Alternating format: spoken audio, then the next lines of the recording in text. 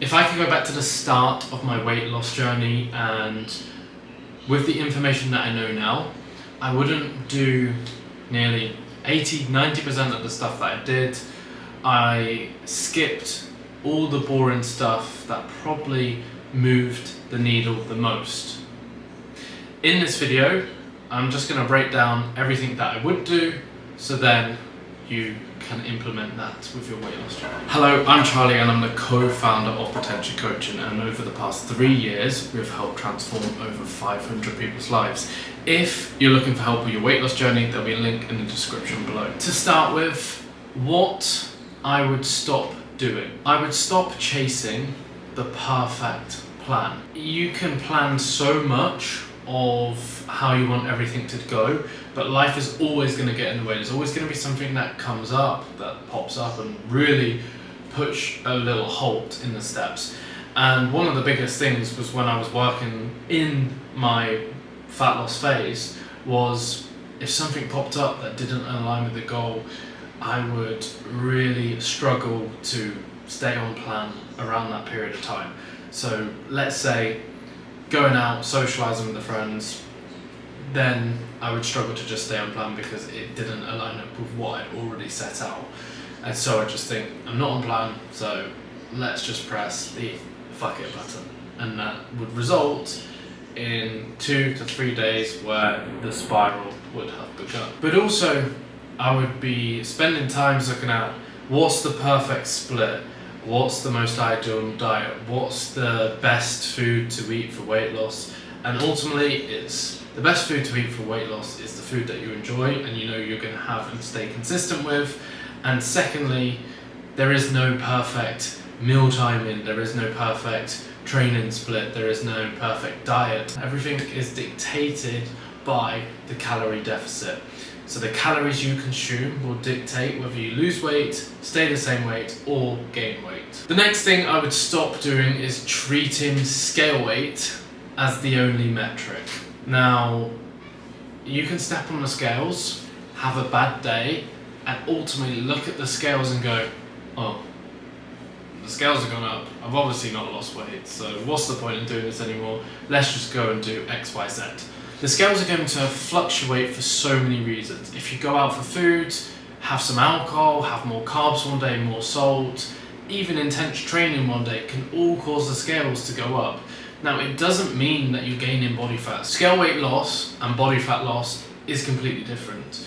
So try and detach scale weight from being the only metric. Yeah, it's great to look at, and what I want you to do is weigh yourself daily and then look at the weekly averages on how they go. And if they are going down, then you'll be losing body weight. Look at them over a week to week rather than day to day. The second thing I would do is take progress photos. Never took a single progress photo until I did my first serious weight loss for a photo shoot. And I would do each of them weekly because then you can compare how your body is changing week to week. Whereas when I tried it before, wasn't taking photos, was really just weighing once or twice a week, so it was kind of hard to know if you were actually losing weight. And then you'd see a spike on a Friday and think, oh, it's Friday, I've already gained weight, so let's just go and enjoy the weekend a little bit more. This is what I would do instead. Firstly, I am going to be tracking every little bit of food. Everyone's gonna say, oh, tracking takes time. It takes about 30 seconds. You're only kidding yourself if you're not going to track the nutrition that you're having, because you need to know how many calories you're consuming. Yes, it takes a little bit longer to input food into your phone, but it's not going to take you as long to lose weight long term because you're being precise with what you're having, what you're consuming, and you can see actual figures. If you're one of them people that think they don't have time to track their food, what I want you to first do is go and look at your screen time. If you can hands up say from your screen time that you spend 0 hours on social media scrolling. Now, you could have 30 minutes of TikTok, 30 minutes of Instagram, 30 minutes of Facebook. That's 90 minutes of a day, and if you can give the time to do that scrolling, you can probably spend the minute it takes to track your breakfast, lunch and dinner.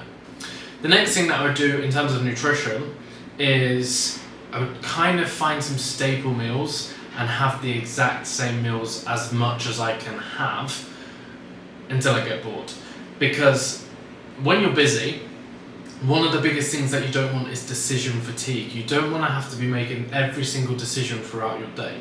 So if you can take away having to think about certain meals, so it could be breakfast you have the same and lunch you have the same and snacks, that's 3 items throughout the day that you don't have to think about, and you'll just kind of have it in your system. It starts to fall into place quite nicely and you don't have to overthink that side of things. You will benefit so much more than thinking that you have to have a different breakfast, lunch and dinner every single day. So that's 21 meals that you have to think of over the week. It's a lot. Whereas you could only really have to think of 4 to 5 because you might have a couple of dinners on repeat. That's going to be the easiest way to be consistent with your nutrition, but also not be overwhelmed by your nutrition choices. And a bonus one, but I was doing it anyway, is I would just make sure I'm strength training. The reason for that is you want to firstly be able to maintain the muscle that you've got. If you start to lose the muscle, your metabolism slows down.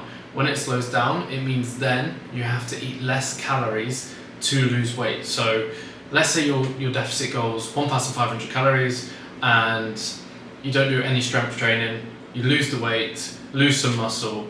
In 6 months' time, you think, I want to lose a bit more weight, or I'm not happy, I want to lose more. You might have to go down to 1,200 calories because you've lost the muscle mass. Muscle takes more calories to maintain, which then increases your metabolism because it's burning calories to maintain the muscle that you've got. And finally, what I would tell myself throughout the process. The first part would be judge in weeks, not in days. When it comes to looking at each day, they're going to be completely different. They're going to fluctuate for whatever reason, especially with the scales. There also could be days where social events pop up. There could be days where you're busy. There could be days where you might not be able to do as much as other days because you've got work, you've got to pick up the kids, you've got to drive so much. And looking at each of these days, when you have one day that's slightly different to another, it can result in you thinking it's not going in the right direction. But if you look at it each week, as long as you can look at a week and say, I managed to give 80% this week, and you can consistently give that 80% every single week, you are more likely to stay on plan, you're more likely to see the results. If you start a journey and think you're going to see massive changes after one day, you're not. You'll see changes after a week, you'll see changes after 2 weeks, and it's better to look at it like that because then you can see the bigger jumps in changes. Whereas if you look at day-to-day changes, yeah, you can make the tiniest of change. It could be, I drink a litre of water and I've noticed I'm now drinking 2 litres of water. That could be a day change.